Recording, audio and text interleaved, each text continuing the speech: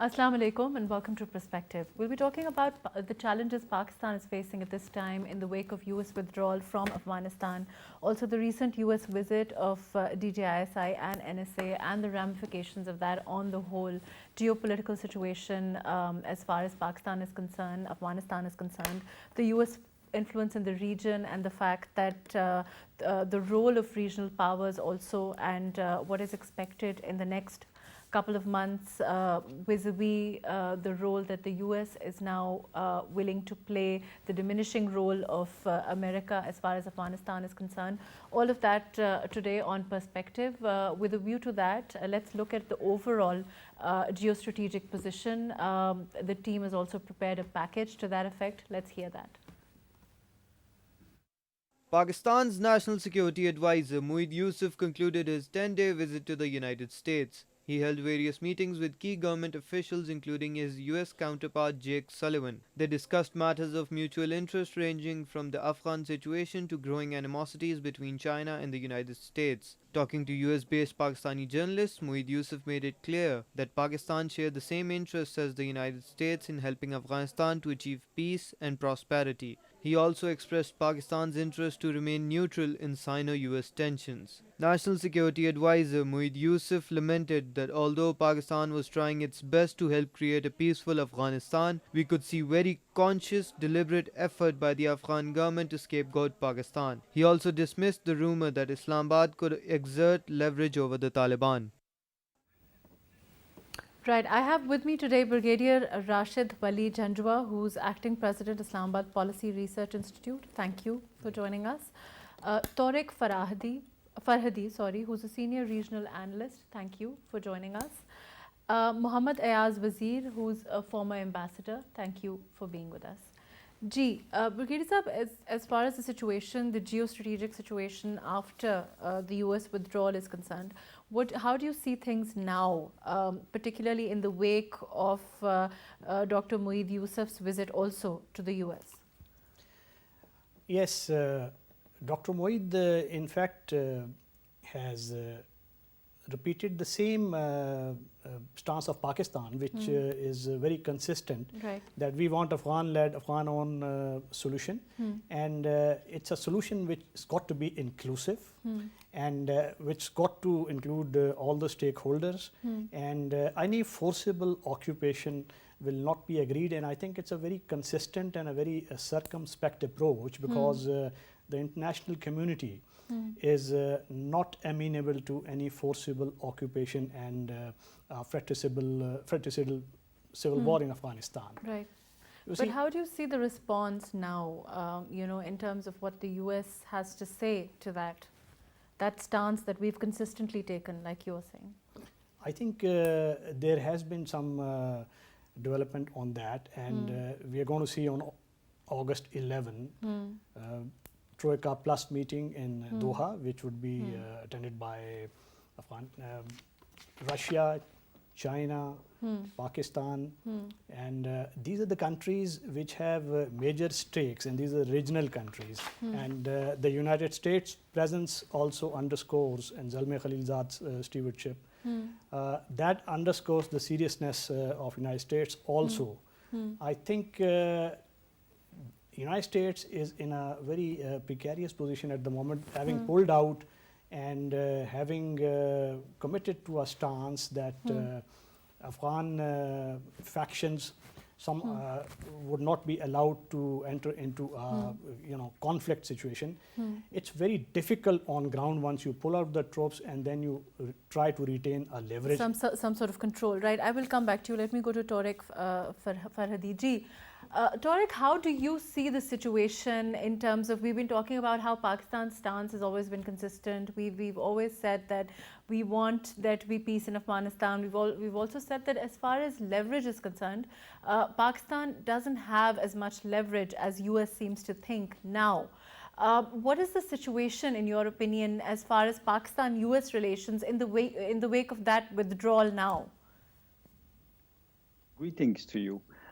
Yes, indeed. For Pakistan, I think it would be much better if the Pakistan-US relations went beyond the Afghanistan dossier, we would say, because Pakistan is a country of 220 million people, developing country with challenges, and it does need investments from the region, but also from the United States and the international finance organizations that are mostly headed by the United States. So the challenge has always been is how to create relations between the United States and Pakistan that are not overshadowed by the Afghan dossier.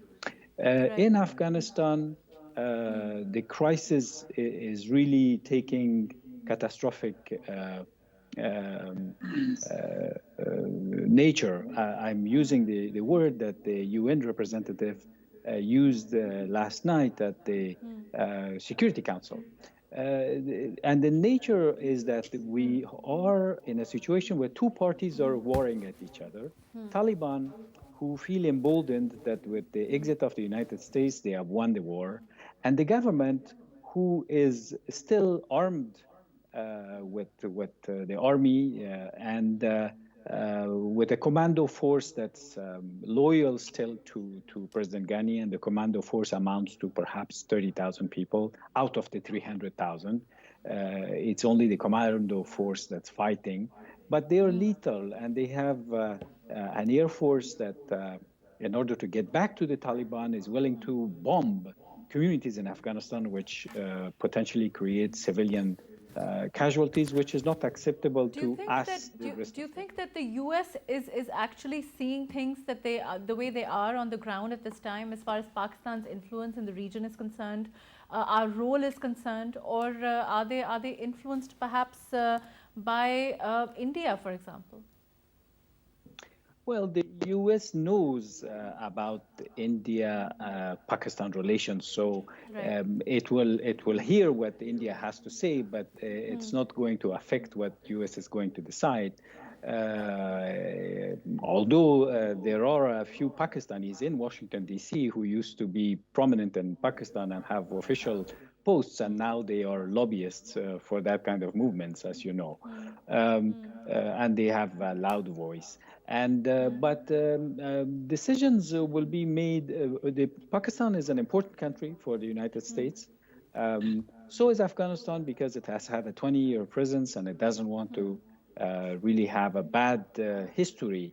And the risk here is that with this situation of chaos, that could turn into a Vietnam type of legacy. Nobody wants that. The Afghans don't want that. The U.S. doesn't want that, and that's why they are trying to broker something very quickly. And Pakistan doesn't want it. No, because Taliban, yes, they have been in Pakistan. They have been sort of protected by Pakistan over the 2 decades, but now they are sort of a free bird. They have issued a communique against Pakistan in Spin Boldak because Pakistan has established controls at the border. So this is a group that is going to be very difficult to control for anybody.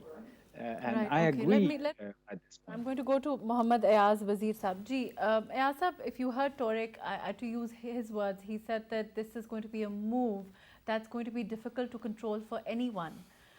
Do you agree with that? I mean, the way that this thing is now happening, do you think it could potentially blow up for the whole region? Isn't that true?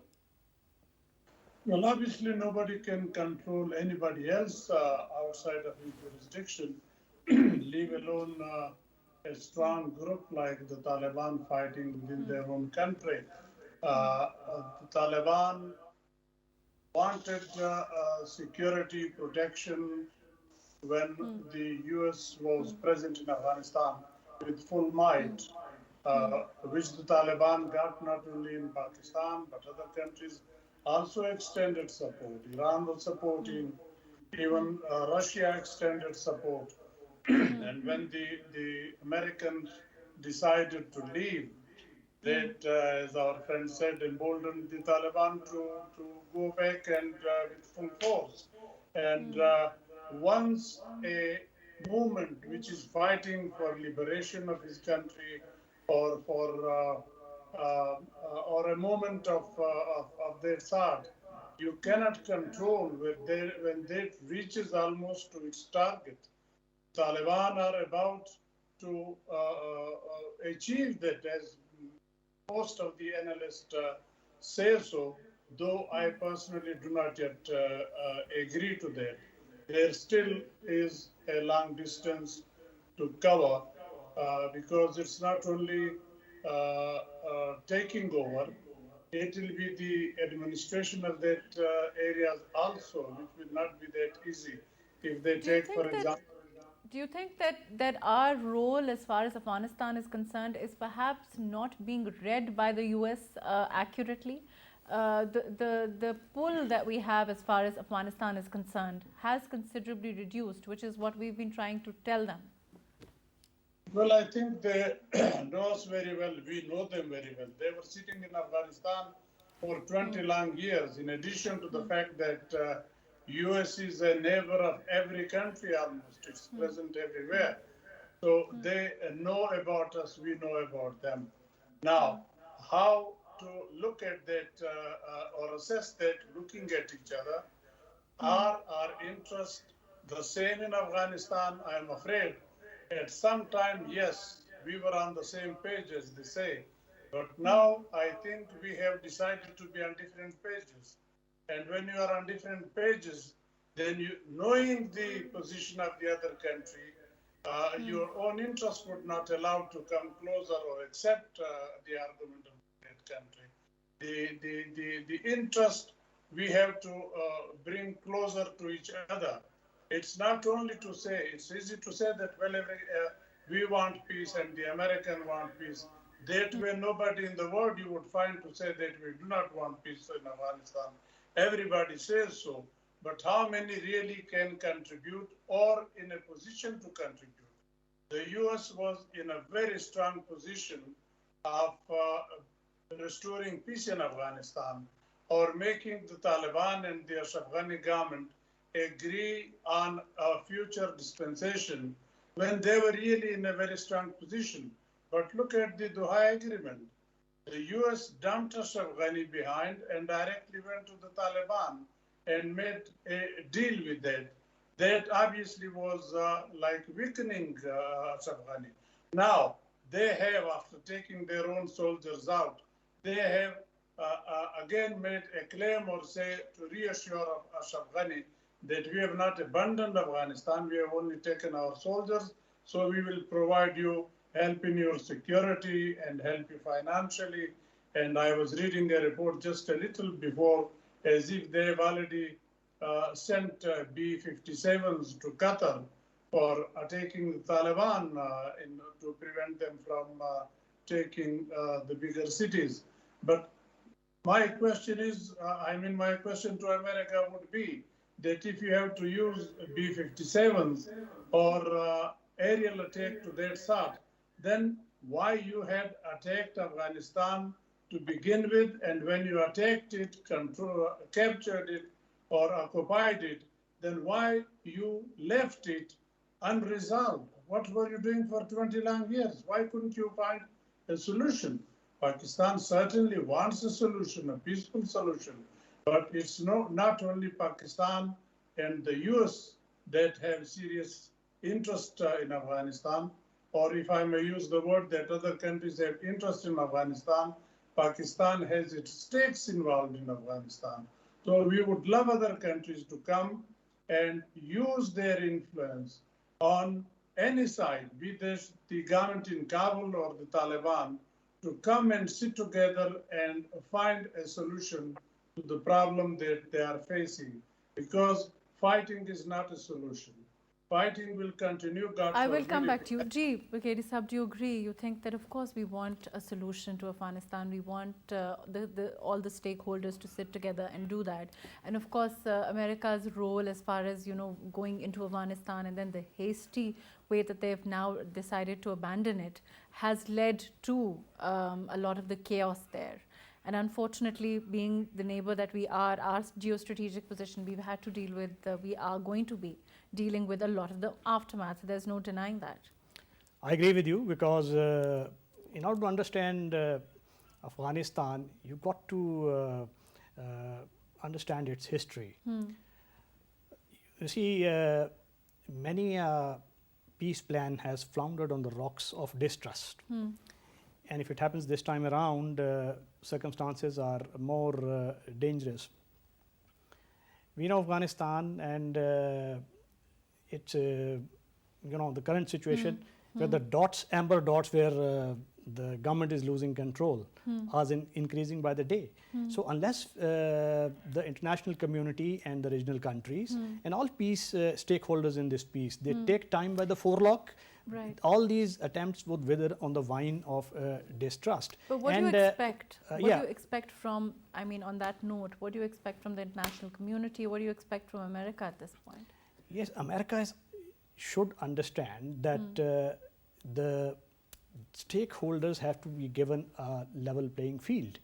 And any attempt to, alter the scales would redound to the disadvantage of this all peace process. What is happening now is that there's a deal agreement between United States of America and Taliban, whose NXA we don't know what was there in that. Taliban say that United States has not held its end of the bargain. There are still 7,000 Taliban prisoners in the jail. And Taliban, they have not been delisted from UN sanctions. So all these things are genuine grouses on part of Taliban. And if they see still bombings being done, killings occurring, then that climate will not be engendered where a genuine peace participation from them is expected. I think to hold its own end of the bargain, some tangible concessions will have to be made to show the sincerity towards the peace process. And this August 11 meeting is quite crucial, in which some concrete proposals should be laid out, both on part of United States and the regional countries. When we come to the regional countries, I believe that nobody can influence this peace process better than the regional countries. Okay. And by regional countries, you mean Pakistan, China? China, Russia, Iran, and Russia. And India, yes, if India can also be, impressed upon to, lend its shoulder, I think that would be a positive development. Russia already, under the rubric of SCO, CSTO, and other agreements, it is trying its best. China has, hosted recently spokesman Mullah Brother, and they have shown their willingness to enter into a cooperative relationship. And in terms of realpolitik, Taliban has shown in Badakhshan, wherein they have so far reigned in, because Badakhshan is a polyglot mix of Tajiks, Uzbeks, Chechens, all kinds of fighters. And I think if Taliban agree and the regional countries somehow could convince, which include Russia, China, Pakistan, Iran, these can come up with a joint declaration that, look, we will not countenance forcible occupation, we will not countenance a fratricidal civil war, we will not countenance an emirate kind of an arrangement. Then Taliban would also see the benefit of peace. And if the regional countries can exert some kind of influence upon the United States to make some tangible concessions to show its sincerity, like for instance, delisting from, of Taliban from the UN sanctions list, and some release of the prisoners. So these are the tangible means by which the idea of a inclusive government and interim government which is acceptable to all can take place. Right, okay, let me come back to you. Tariq, do you think that it's a possibility, the kind of tangible concessions that Brigadier Rashid is talking about by the US, to show that their sincerity and perhaps, diffuse the situation to a certain extent? Do you think that that's possible? The US wants to have, to arrive at an acceptable solution for this crisis. And this is a rare moment where the US, China, and Russia are in agreement that the solution has to be a political settlement in Afghanistan. The problem is that President Ghani is not yet convinced that if it continues like this, it endangers the security of the Afghan civilians and even if he hasn't lost the war, he must accept that for the civilians it's a loss. So we must go towards a place where both sides can accept an interim government, a caretaker government of 2 or 3 years, and neither Ghani will be in that government, or neither perhaps head of the Taliban. The Taliban have said we don't want to necessarily to govern, but we want to govern. We want to see people who are honest to Afghanistan to take the reins in Afghanistan. So this interim government could have the guarantee of the United Nations Security Council. It could even have some blue helmet forces in Kabul only for the security of that government. And these blue helmet forces could be from Muslim countries. Indonesia is a candidate for that. And that way there is an assurance for both sides that we have to land somewhere, because this way Taliban will continue violence in the quest to gain more territories, but they know that fighting in Kabul will not be easy, because in Kabul most of the commandos are in Kabul, the military forces in Kabul. There's no logistical problems to project force, and also all the people who have gotten very rich during the 20 years of U.S. presence from contracts, etc. They have militias in Kabul. So there will be street-to-street fighting and blood on the streets. It won't look good for anybody. And we need to find a solution to put in place a political solution before it gets to that point. And when the U.S. exits at the end of this month, basically August, the chances of this catastrophe gets bigger and bigger. So this month is crucial. Right. Let me come back to you. I'm going to go to Mohammad Abbasi Sabji. Asam, how do you think that, how realistic is it as far as the situation in Afghanistan is concerned to expect the Taliban? I mean, of course, they've annexed vast territory at this time. But what do you expect in terms of the movement further? How much do you expect the Taliban to gain ground, considering the situation there at this time? Well, I think according to assessment of the experts and even the UN, the Taliban, I think today are having more area under their influence than the government. The government, in my assessment, is limited only to the major cities, trying to defend that only. But it's not a question of having an area under your influence. My question, as I said earlier also, is how to govern it. Governance is a real problem. If the Taliban wants to take over these places by force, then many countries, including Pakistan, have already declared that we will not recognize you. And in addition to that, the Afghan people will not sit idle to accept them in a form of a government which they want to bring in. A single or a one-sided government, either by the Taliban or the Afghan government, is not acceptable to the entire Afghan nation. I will not talk about the foreign countries. It is a major problem of Afghanistan. First, it should be acceptable to them.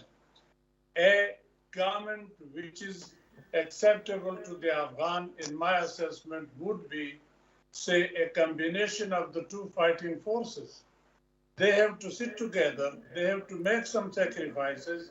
They have to come out of their circles, like Ashraf Ghani says that, well, we will decide it through elections. And one knows that the Taliban are not going to accept election. Or as a proposal was made earlier, much earlier, that an interim government should be established for some time till the two reach some agreement. But that was not acceptable to Ashraf Ghani. So let's not give them suggestion from outside how the two to come to a solution of the problem. I think they can resolve it, provided we convince them to come and sit together for serious negotiation, not like the one in Doha. Doha, in my assessment, and when is you mean we convince them, you mean Pakistan's role? Well, Pakistan's role, India's role, Iran's role, America's role. Look, India is very close to Afghani's government. Iran is also close to them. America, because of them, Afghani is sitting there. Now, they should put pressure on him to accept some conditions, to agree to some conditions which are acceptable to others also. But Ashraf Ghani is not accepting anything other than himself continuing in the chair. It is like, if I can give you the example of late Professor Burhanuddin Rabbani, when he was driven out of Afghanistan by the Taliban in the earlier term when they took over Afghanistan, Kabul, he was driven to Mazar-e-Sharif. From there, he was kicked out and he was sitting in Tajikistan, where the world body recognized him as a president of Afghanistan. Now, that is a mockery. Whosoever is out of his own country, how can they be a president of his country? Now, this is to be left to the Afghans to decide. Neither Ashraf Ghani can decide, nor can Mullah Brother decide, but the two and the third group in Kabul is the political leaders or the warlords sitting outside of the government, but they have good influence in the people. If they can come around, they can find a government acceptable to the people. Right. An ideal government. Do you agree? You think that warlords like perhaps Abdul Rashid Dostum, who've also recently returned to Afghanistan, can play a role in convincing them, and then Ehsan Nero also, all of these people can play a role? They can play a role, but they can muddy the waters as well. That's what so we've got to view that with a lot of circumspection, because Dostum has just returned, right, and he has a history of animosity with Taliban, which borders on visceral antipathy towards each other. Okay. So I don't see how he could be a part of a solution. Only way is that if he remains out and allows those elements amongst his faction which are more acceptable to Taliban. Now, we must understand that all these efforts need a deeper understanding of the fundamental concept, that is the asymmetry of will. As far as the international community is concerned, and the regional actors also, at the moment they are all looking at the whole thing from the prism of asymmetry of resources, which has never been the game clincher in Afghan context.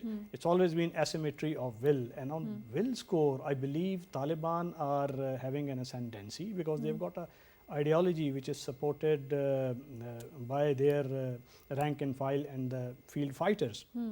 And in order to ensure that there is a genuine development towards peace, the international community and United States must ensure they do not arm the rival factions. Right. At the moment, in this entire potpourri, there's a lot of which is brew being disturbed. There are countries which are arming the rival factions. There are arms flowing from the Europe to factions which were allied to the erstwhile Northern Alliance. Some funds are going to Taliban. There's a 2.5 billion opium, heroin, narco economy there. We need to understand that an armed forces which needed $5 to $6 billion US to maintain themselves, how are they being maintained at the moment?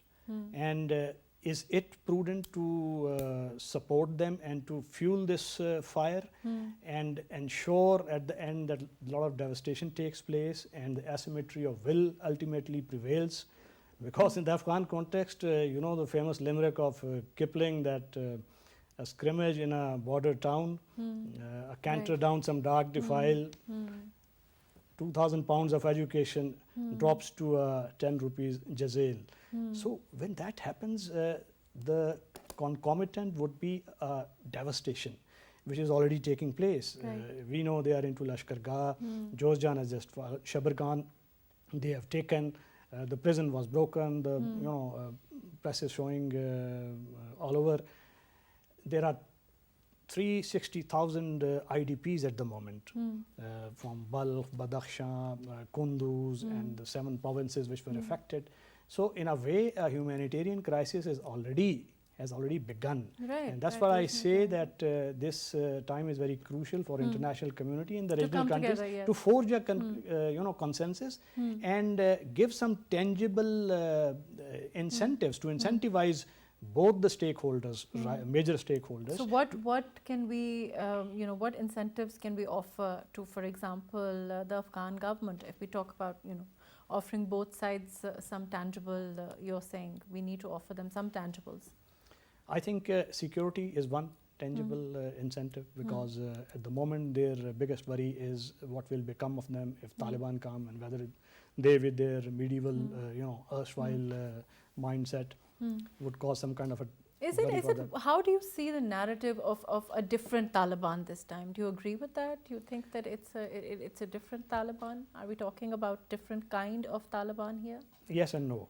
Okay. Yes, in a manner that is a whole new generation which has come up, and amongst Taliban also they are more exposed to the world. They are more media savvy. Are they more humane? They are more. They are clear about their survival instincts, and that makes them humane, I think. Because for their own survival, they know that they cannot sustain their occupation without economic and political support of the international community. I think this chastens them, and if the mere survival instinct mollifies them, this part I say yes, and no, in a manner that they have an ideology. Are they still as barbaric, you would say? I don't think so. They have manifested because it's a realm of conjectures, but we cannot. Like you're saying, I think I want to go with that. I think that's very aptly put. I'll come back to you. I'm going to go to Tariq. Tariq, do you think that it's true? I mean, we've been talking about how is it the same Taliban? Is it a different Taliban? Is it a more humane Taliban? Are they as barbaric? I think Brigadier Rashid, what the word you used, I think was, can you repeat? What did you just say? I said that merely for their survival instinct. Yes, you said that merely for their survival instinct, they may be a different Taliban. What's your take on this? There are several Taliban. There is the Taliban that are sitting in Doha. Their function is to act diplomatically, to say very nice things and to say the same thing and talk out of a script, actually. But then, 5 days ago, they hanged 2 people in Helmand from a pole. They just hanged them. And they said that these people had kidnapped children, so we hanged them. Okay, fine. Yeah. But can there be some judgment, justice? This expeditionary type of justice is not even good for the Taliban if they want to present that they have changed.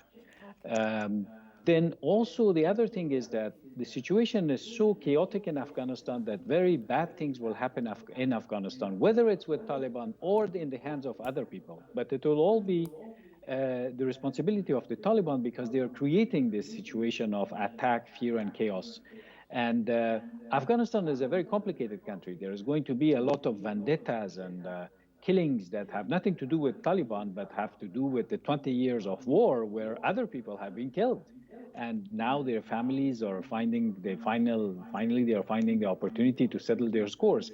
But in this situation, even the Taliban will not have control. They will lose control. And this is why the political leaders need to agree that there's a point where sitting in Doha and just saying nice things is not enough. They have to take control. They have to agree with the United Nations and other powers, including Pakistan and the region, for a transition government. And they have said we don't want to govern. So in that case, they should say, okay, if we don't want Ashraf Ghani should resign as well. And a third party should come as caretaker for 2 or 3 years to steer the country and the region, frankly, from this catastrophe. Because right now, the risk of people coming as refugees to Iran, Pakistan, Tajikistan has said we cannot take more than 100,000. Pakistan has said this time we can't take any. But in reality, there will be Afghans going to Pakistan. And right now, yesterday or today, Afghans crossed the Iran border, including Afghan soldiers with American-made Humvees and military vehicles. So this is getting out of hands. Clearly, Kabul doesn't control everything. Kabul doesn't control every region. Kabul only controls a few kilometer squares of a province where they send the commandos. But this is not enough. This is not sustainable. They might take back Lashkar for 3 weeks, and then when there's a crisis somewhere else and the commando goes to this other province, Lashkar will fall again. So, but then in the middle, the people pay. Yesterday, there were images from Lashkar that the stores were burning and people were emptying their stores before their carpets. There was a carpet store. The carpet seller was emptying the store before the whole store was burning because there's aerial bombardments, there's fighting street by street. We don't want that to happen in Kabul. We don't want that to happen in Mazar. And we have to wake up, get smart, and find a political solution from both sides. Right. Let me come back to you. Ji, Muhammad Ayasab, do you agree? You think that, of course, primarily, I think everyone agrees that there needs to be a political solution. Also that, regional countries need to be involved, and there has to be some sort of middle ground as far as Taliban and the government in Kabul is concerned. But what next steps do you think need to be taken to ensure that, more chaos doesn't erupt? Well, I think the countries that have already been mentioned, the immediate neighbor or the countries in the region, they have to put pressure, more pressure. America is also to come to that point, to make, as I said, the two agree, or at least then maybe some sort of a temporary change, particularly in Kabul. I feel the problem is more a creation of Kabul than of the Taliban. I'm not taking side with the Taliban, but Taliban refused, if you recall, earlier when they wanted to talk, they insisted that we want to talk to the American, not to the Afghan government, because that we do not recognize it's a puppet government. But later on, when they finished or concluded an agreement with America, then on our persuasion and other friends talking to them, Taliban agreed to. And this was understood that the two will have to go for a formation of a future dispensation. It was not that the Taliban were to join the Kabul government or the Kabul government was completely to be given on a silver platter to the Taliban.